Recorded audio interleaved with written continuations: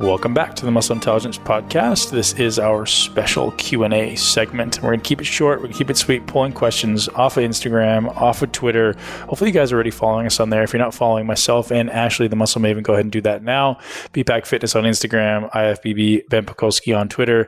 Ashleigh is at Muscle Maven. The Muscle Maven. She's I'll correct myself. Because I'm the only one. The only one. So far. Maven is an expert or connoisseur. She's a muscle connoisseur. You guys can go wherever you want with that. I'm a maven of muscle. Hey, I'll back it up. Do that now. Leave us a review on iTunes. If you guys have questions, we'll pull questions off iTunes as well. If you're not already subscribed to the podcast, if you want to be notified about it, we do that off of muscleintelligence.com/podcast. You can check us out there, as well as all the podcasts we've recorded over the last 12 months and previous to that when we used to be the Muscle Expert Podcast. And if you guys want some awesome content, the Muscle Expert Podcast is full of amazing content. And the truth is, it's no different than this current content. It's just that we changed the name because expert tend to pigeonhole us a little bit into just the muscle building space. And I guess muscle intelligence is maybe not that different.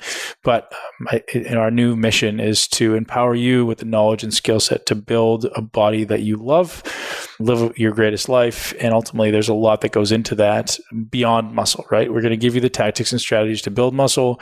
We will also want to give you the mindset support to be happy and be fulfilled, and also support your nutrition needs and knowledge, as well as understanding sleep, understanding your environment, and everything else that goes into living your greatest life. Ashleigh, what questions you got for me today? Bigger and better, right? Muscle intelligence. Yeah. Evolving. Evolution. It's absolutely evolving. And the mission is not just about helping guys and girls in the fitness industry. It's about helping everyone, right? It's like we all want to live our greatest life in a body we love. And what does that look like? What are all the things that go into that? And stress management and sleep and mindset optimization, and how to integrate this mind-body interface. Mm-hmm.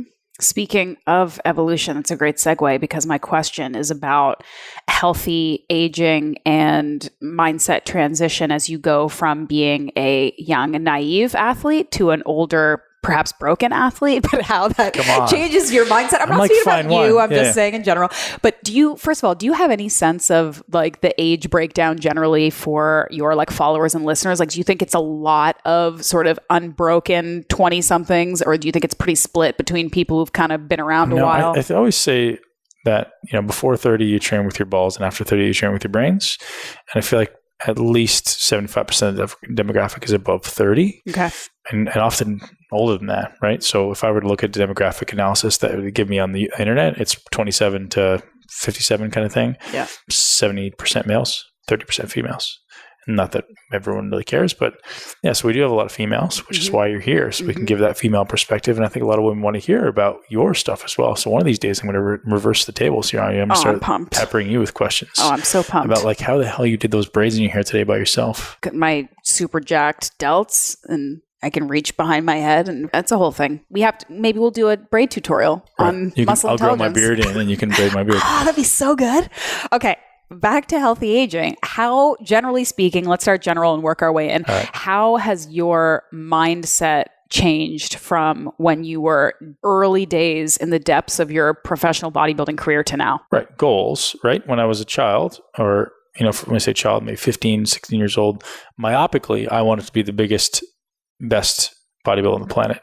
And I didn't think about anything else. I didn't care about longevity. I didn't care. It didn't even cross my mind. It's not like I wanted to die and like I didn't love my life, but I didn't think about this reality that at some point you're going to die. Your mortality doesn't cross your own mind, right? And I really believe, and for me, it was around 35, right around the time I had kids, you start to kind of become aware of this reality that, oh, wait, I'm not going to live forever. I actually have to start paying attention to this stuff now. And then it's somewhere between 30, probably 30 and 40 for most people. And now you're like, oh, okay, what should I do to keep death at arm's length, right? And I think the awareness of death every day is very important, something I try to bring into my meditations all the time. And, that's for those people that can't experience gratitude, that's usually what I say. And I think we've talked about that before. So, having shifted toward now being aware of my mortality, what does it look like, right? What does it look like to actually give a shit that, I want to live to be 100 or, longer if I can be still vigorous and rigorous and cognitively aware. So not just eating as many calories as I can is a big difference, right? Whereas in the past, it was like I had to train till failure, I had to eat till failure. I was literally eating as much as I possibly could. Now it's like, okay, you have to portion control. So you mentioned that recently. It's like, well, imagine me for 20 years, a little less than 20 years, 18 years, literally having to eat as much as I possibly could 6 times a day, like filling my stomach to the point I didn't want to eat any more often, like well past that point. That's the only way I can grow. So now your unconscious training is, well, I have to eat to satiety. So even though I only eat twice a day now, sometimes once, satiety is usually my kind of trigger. That's not a good thing for most people, right? Like I'm a big man. I could probably eat a lot of food at one sitting. I don't want to do that. So I'm changing that trigger. So learning to eat to about 50% full challenge. Really? Yeah. Eat to 50% full. Yeah. There's like a Japanese kind of word of thumb that it's like, or rule of thumb that it's like 7 out of 10. Of course, how do you figure out what that is? That's why so many of us have issues with portion control. You know when it's like an 8 or 9 out of 10, right? Yes. You're like, okay. So stop before that. Yeah. But my yoga instructor said 50% full. I was like, it's interesting. Like that was a really good perspective for me. Do you think it's possible, because I talk a lot on Paleo Magazine Radio about eating and training and whatever lifestyle factors for longevity versus performance, and it really seems like those are two discrete topics. Like they do not overlap, right? Like you can't train for both. Well, no, probably not, right? At some point, if you're pushing high-level performance, at some point you're chopping years off your life. It's just, I think we kind of accept that, right? No matter what it is, whether it be Tour de France or a marathon or an ultra marathon, like the amount of oxidative stress, the amount of calories you're consuming, you're just pushing your body's limits, right? It's like just driving a car, or you're driving a Lamborghini with your foot on the gas pedal, right?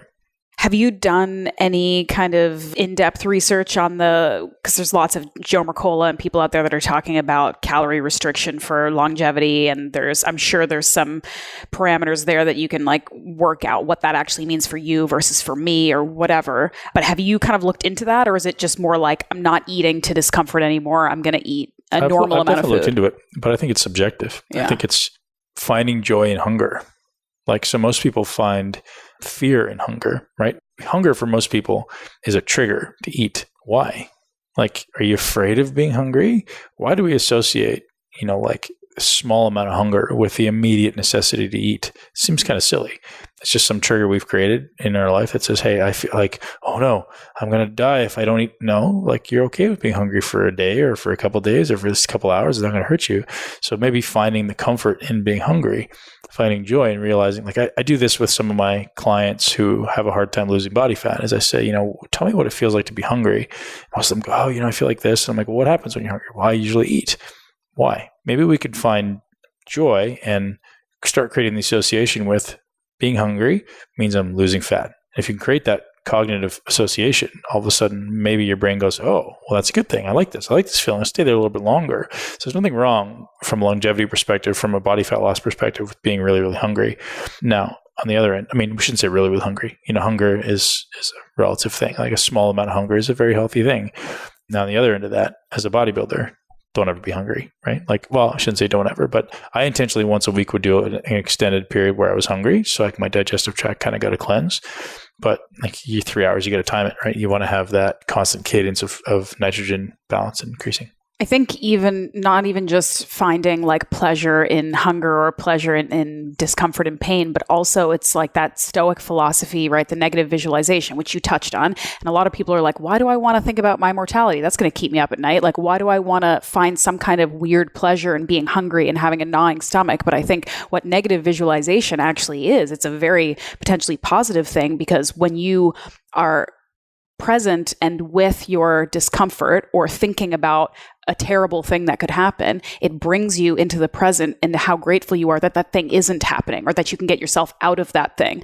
So rather than maybe being like, oh, I love the feeling of being hungry, you can sit with that feeling and be like, I'm okay. I'm still okay. And you know how good it feels when I'm not hungry, when I'm going to eat again in a couple hours, and that feels so nice. So you'll appreciate it so much more. I'm totally on board with the negative visualization thing. I think it was like one of the Marcus Aurelius like meditations books that the guy was saying, like, you should go out in the cold underdressed sometimes. Sure. You should go out in the rain and feel how uncomfortable that feels. I haven't used the hot on my shower in a really long time. It's always as cold as I can make it. Your ice showers, yeah. Why? Well, because I can. And I know at any point I can make it stop. Mm-hmm. And that's not real. Like, that's not... Like, there's probably people out there who don't have a choice. Yep. But I'm intentionally trying to discipline myself, to just discipline my mind, to appreciate the other end of that, right? Like, I don't even think it's real discipline, because it's not real. You always have the choice, yeah. Right. I can always step out. I can always make it warm. So like but you're learning how to handle that discomfort, so that when it happens, it's the mildest form of discipline, right? Yeah. True discipline is you must do this. Like someone's going to put you there. It's still more than most people are doing. And that's getting you on the right step to the harder stuff. Yeah. And that's why I do it every day, right? And that's why I do fasts, and that's why I do calorie restriction. That's why I do things I don't want to do, is because like it's all a mental game, and subjecting yourself. Did I send you the video with Josh Waitzkin? Yeah. That's the greatest video ever. Everyone should go watch this video with Josh Waitzkin and Leah Lagos on YouTube, where he just talks about champions or, high performers always live on kind of the edge of their discomfort.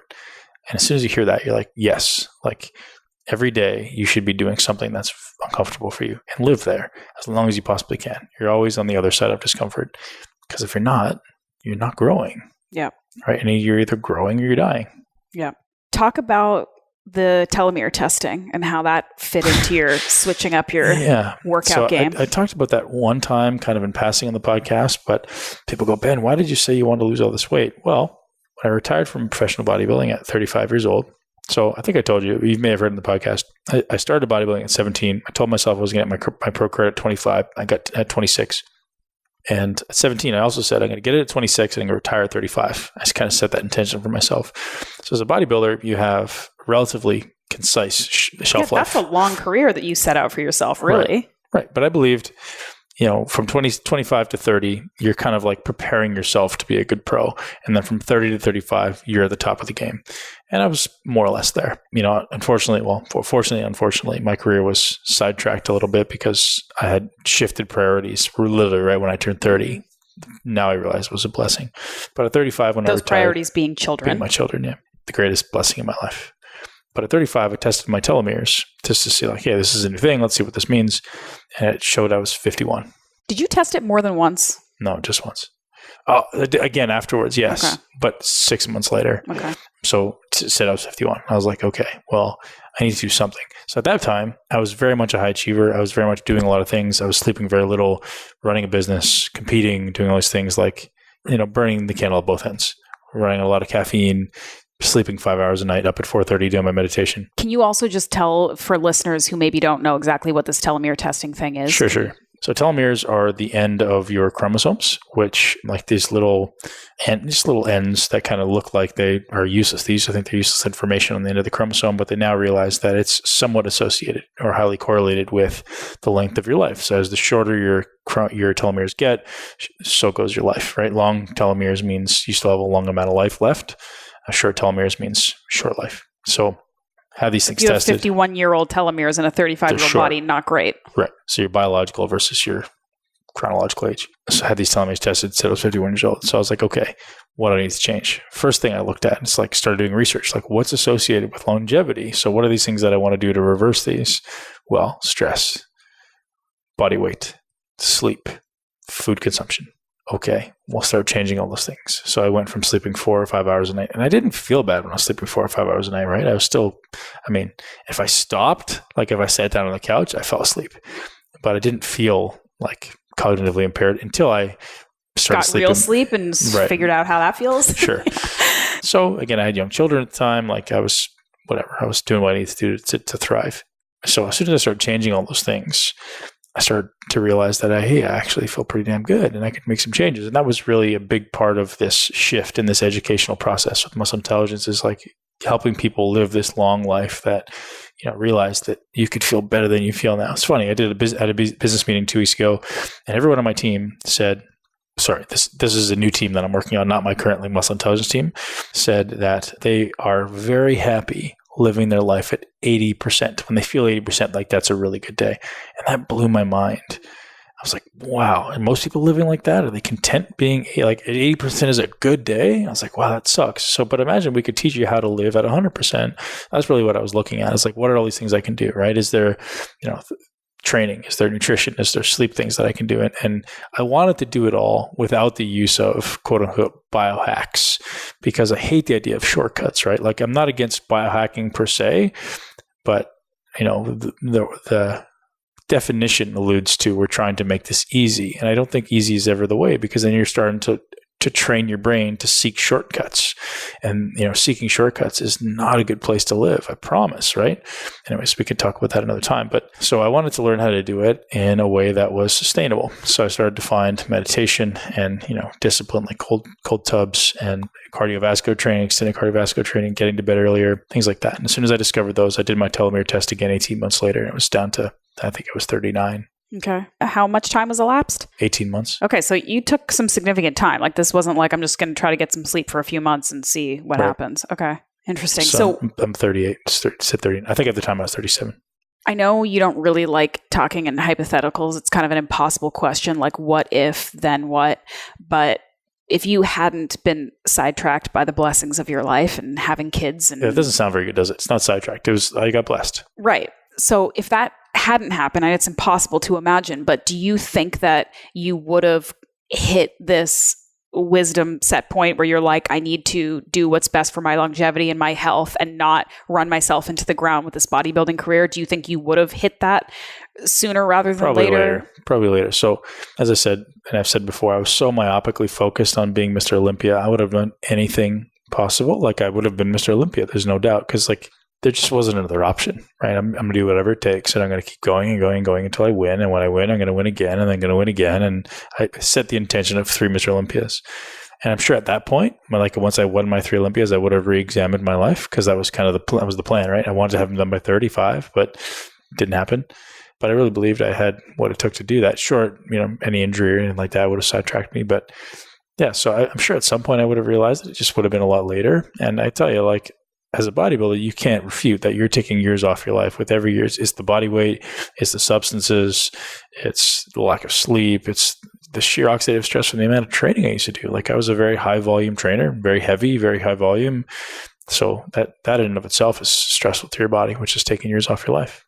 Did you have any emotional, mental struggles when you made the switch? It almost in some ways, and this is not the proper way to say this, but made it easier for you to transition because you really didn't have much of a choice. You had bigger priorities. I did have a choice, right? So this is how it went in my mind. It was when my kids were born, I lost the purpose to be a bodybuilder. So it was easy for me to kind of start questioning, why am I continuing to do this? I don't really love this as much as I used to. I felt like I'm spending these 2 hours at the gym. I could be spending these 2 hours with my children. So I started to just shift the conversation there. And as far as the emotional struggle, that was still there at the end of my career, right? Because you're always concerned about this acceptance of the public. I have all these fans. What do they even think? And I got a lot of flack, right? I got a lot of people saying hey man, what are you doing? You should be competing. Where's the comeback? Why are you doing this? Are you sick? No, man, I'm great. Best I've ever been, but I just have different priorities now. And, I competed 5 times in the last year. So I made sure that I got it all out of my system, because the last thing you want in life is to have regrets. So I made sure I had no regrets. I left it all on the table and did my best. Got to do my Olympia again. Got to do 2 Olympias in my career. I'm sure I could have done more, but just wasn't there. And you get with bodybuilding, as we talked about briefly on our little break, if you don't have that internal drive, there's nobody in the world that can make you do what you need to do. And honestly, my placings show it, right? 2014, 15, 16, when my kids were born into my life, I just didn't have the same chip on my shoulder. I didn't have the same hunger. 2012 and 13 was when I started to get hit my stride. Both my kids were born in 2012 and 13. So after that, it was I didn't want to suffer as much for getting in shape, and I just didn't have the same killer instinct. I couldn't be the same, killer I was in the gym and go home and be the loving, caring dad to my angels. What advice do you have for people who are making this transition and finding it difficult? Because maybe, there is a gray area, like you said, sort of in maybe your 30s, where you're transitioning from, I don't want and can't sustain this super high performance, high intensity training that I had before. I still want this to be a part of my life, but I have to accept that maybe I need different priorities or whatever, a different purpose. What advice do you have for people for how to kind of get their heads around that and to not sort of have less anguish and more peace with that transition? Well, as we spoke about in a previous podcast we did, you have to be honest with yourself first and be accepting of the fact that it's not for you. If you don't want to do it anymore, it's okay, right? If you're doing it for somebody else, it's going to be a lot harder, meaning somebody on social media who's judging you, or somebody in your family or someone around you. It's going to be very different. So being honest with yourself first is absolutely vital, and say like, hey, it's okay to not like this. And is there going to be a struggle? Of course, because there's still an attachment to it. There's still habits attached to it.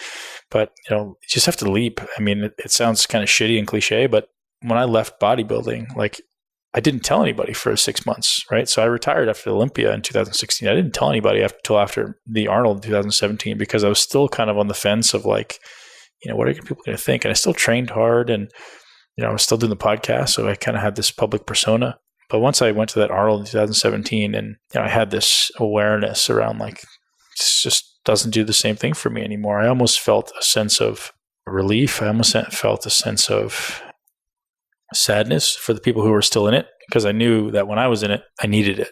And I hated that feeling. So I almost felt this relief that I no longer needed it, right? It wasn't something that was holding me anymore, or something now. Like I felt like I had lost my armor, right? I could relieve the chains and move forward with my life and do great things. Do you think there's an element of finding or making sure that you have another purpose as well? Like you have to kind of switch. I mean, people who are this driven too, like we know professional athletes, like first responders, military people, like you're notorious for getting really fucked up when you have finished whatever that crazy high intensity part of your life was. Right. So what's next? I dwelled with that for a long time. Like, I'm going to really miss the competitive aspect and the drive to do something.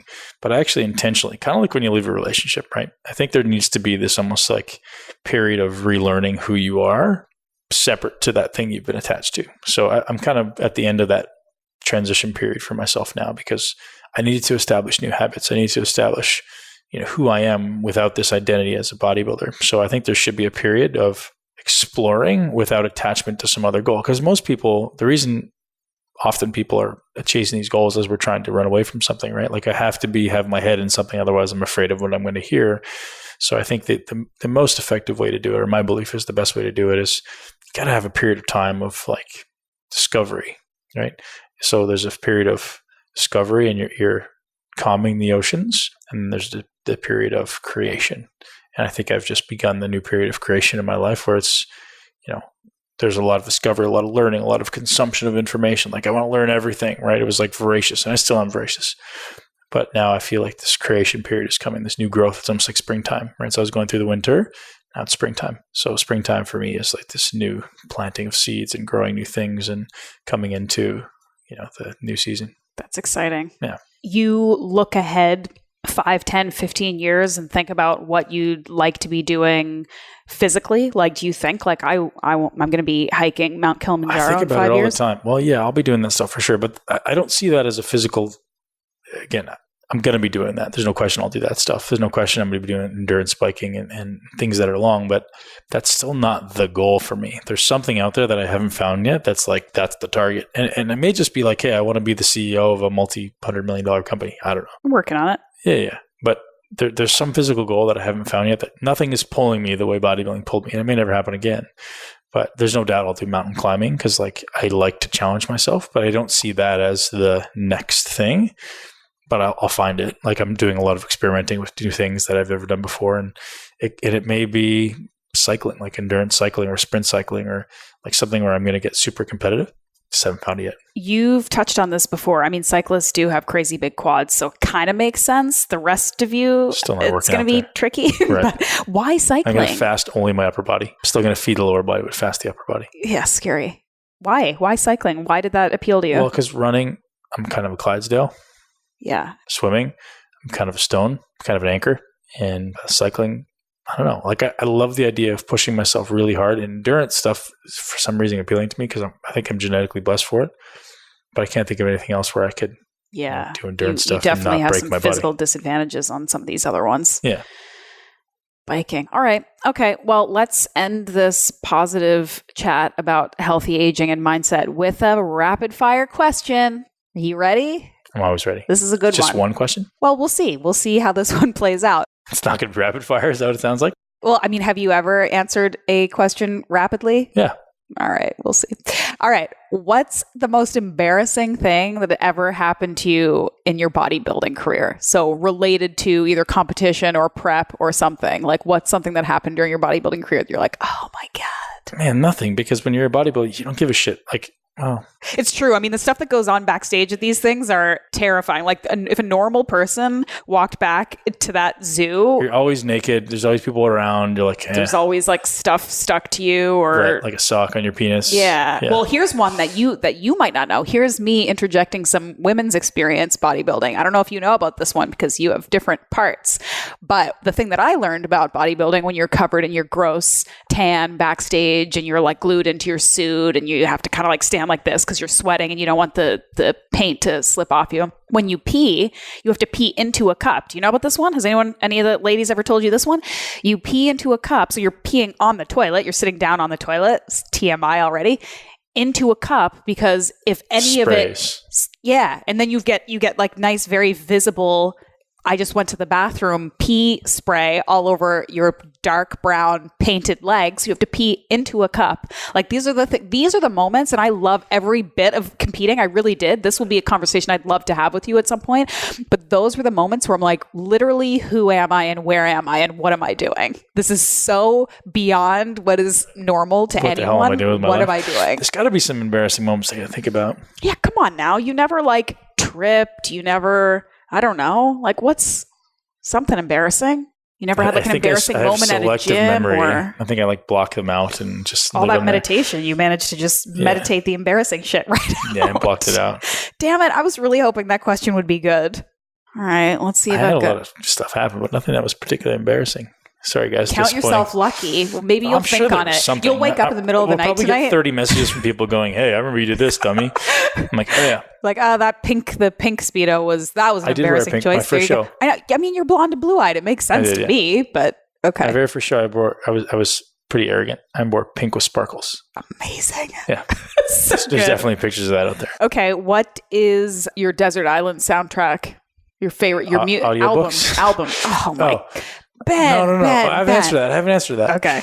So my favorite, it's not exciting. My favorite singers are opera singers. I really like opera. Sarah Brightman. Do you know who Sarah Brightman is? I do not. Sarah Brightman is amazing. Andrea Bocelli is another one of my favorites. Of course. Yeah, so I like that. You would bring an opera album to your 1000%. desert. Okay, this is amazing. That is the great part. That's the one to end on. Like, I did not see that coming. I thought you were going to give me a great embarrassing story about bodybuilding, and instead you tell me that your favorite music is opera. And so when I'm alone in the car, it's usually going to be classical or opera. And I've got some other like weird songs that my daughter and I like to listen to, but Baby Shark?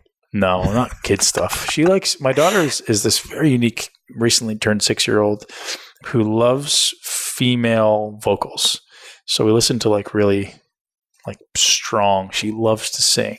She listens to strong female vocals. You need to get her on that old school shit and get her listening to some Alanis, some original Alanis Morissette. That is some strong female vocals. Right. Okay, I feel like we kind of have to end it there because I just love that. I love that people are going to be thinking that Ben listens to opera music. So the next podcast intro is going to be like some really That's your new intro music, dude. We should change it. So I became addicted. I'll tell you how that happened. In grade 7th grade, I went to Phantom of the Opera, and it was Colm Wilkinson and Sarah Brightman. And I was 12, and I was like, what the hell is this? This is the most amazing thing I've ever heard in my life. That was the original cast, and it was the most amazing thing I've ever heard in my life. And since then, I've been addicted to Sarah Brightman. And my 7th grade history teacher, Mr. Ellenberger, never forget him, played Time to Say Goodbye, which is a very famous song you've heard of, that Sarah Brightman also sang with someone else. And that both happened in 7th grade. And I was like, oh my gosh, this is for the rest of my life. I'm Sarah Brightman. I think she has the most angelic voice I've ever heard in my life. It's also a very athletic form of singing. Anyone who knows anything about opera singing. Sure. That's a very... It's all diaphragm. Yeah. It's all breathing.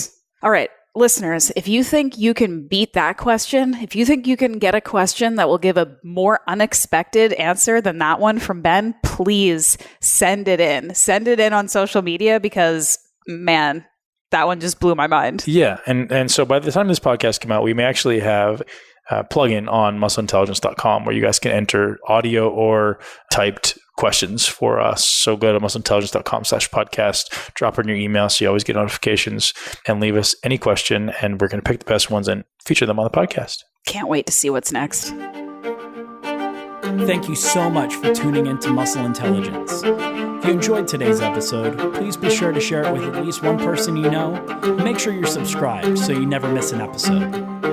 This podcast is for information purposes only. The statements and views on this podcast are not medical advice. This podcast, including Ben Pikulski and the producers, disclaim responsibility for any possible adverse effects from the use of information contained herein. Opinions of guests are their own, and this podcast does not endorse or accept responsibility for statements made by guests. This podcast does not make any representations or warranties about guest qualifications or credibility. This podcast may contain paid endorsements or advertisements for products or services. Individuals on this podcast may have a direct or indirect financial interest in products or services referred to herein. If you think you have a medical problem, consult a licensed physician.